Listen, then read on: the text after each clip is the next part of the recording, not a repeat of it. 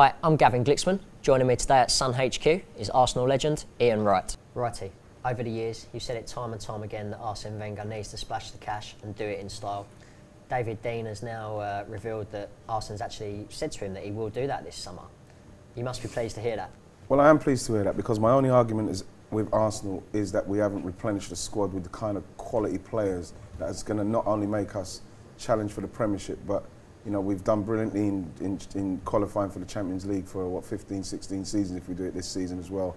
But to actually try, and when you get to the latter stages of the Premiership, of the Champions League, you are actually going to try and win it. And I don't think that recently, especially, and I think 8 years has shown that we've had the squad to finish off a campaign. And I'm delighted to hear that. I get a lot of stuff on Twitter from Arsenal fans saying I'm constantly slating the club. Honestly, I'd say it as many times as I have to. I don't slate the club, but I won't sit by when I know what is expected, even when I signed for the club, in respects of winning something every year, every other year or something we won. So I think it was 2 years or something, maybe 3 years maximum, we didn't win anything.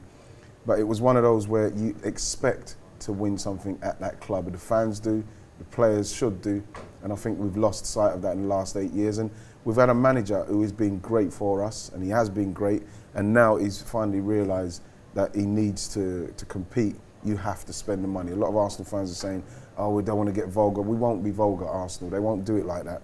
But we do need to spend money to attract the kind of player that is going to take us to that next level again. So come the summer, if you could put yourself in Wenger's shoes, which 3 players would you sign?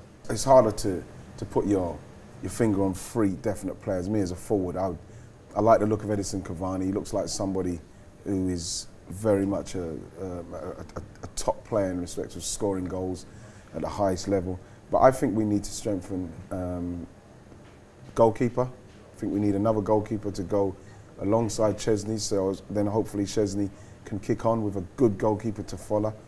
I think we need, definitely we need, I think we need a left back, maybe for, not even for cover, but we need a top left back, I think. I think if Gibbsy can stay fit, then I'd like to see Giggsy get a real good season playing at left back. I think we need a right back now. I'm not sure if Sanya's even going to stay. And I think we need 2 centre-halves. Midfield, I think you can always get another strong midfielder, but who is there? Who is there really that you could say, oh, I'm going to go and take him from there? I did like Dembele, but obviously he's gone to Spurs. Whether or not he'd be an Arsenal kind of player, but I think we need that strong, a kind of Khedira-y kind of player. My dream player for Arsenal would be Mesut Ozil. I think he's amazing. I think you can put him in the midfield alongside Jack and Mikel Arteta. And then up front, I just think we need 2 top strikers, 2 big name strikers.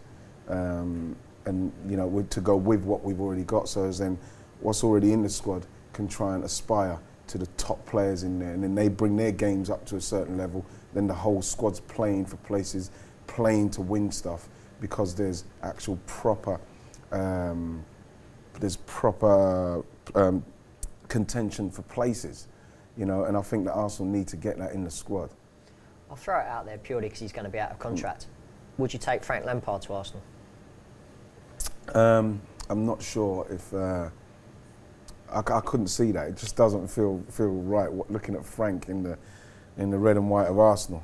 But like it's one of those where, you know, if it was offered to you, you can have Frank for a year. I know for a fact that Frank wants to play football for another 2-3 years easily. He's got that in. I was watching the game, the Chelsea-Sunderland game, and after the game, Frank, who came on in that game, was doing run lines all the way up and down. You know, his appetite is way up there now. In respects of an experienced professional, you know what I mean, you couldn't turn your back on something like that. But it just doesn't, the fit of Frank going to Arsenal at the moment, just, I can't quite picture it, to be honest. There's always going to be speculation about whether Wenger will even be there next season. Yeah. Some fans have said it's time to go, some want him to stay.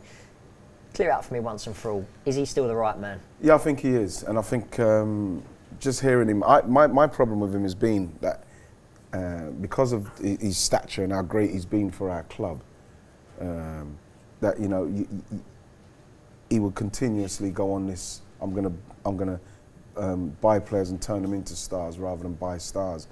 And now that Wenger has said that he wants to buy big and splash the cash and buy big, I wouldn't want anybody else to be doing it rather than him. The problem I had is that Wenger getting into a situation where he's going to continue on the road of, I'm going to carry on, this is a great squad and we're going to do this, and it's not.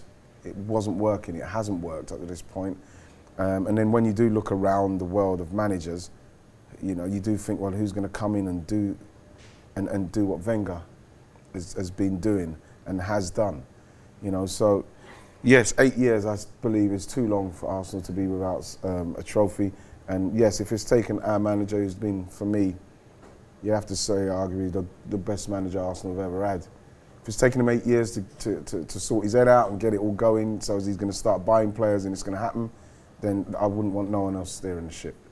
Final question on Arsenal. Will they finish in the top 4 this season? I think when you look at Spurs, the injuries Spurs have had to their top players at this stage, I think that's going to cost them. And I think they've got some difficult games coming up, just like Arsenal. They've got games coming up that you have to win. I thought the game against West Brom was fantastic. It was a must-win situation.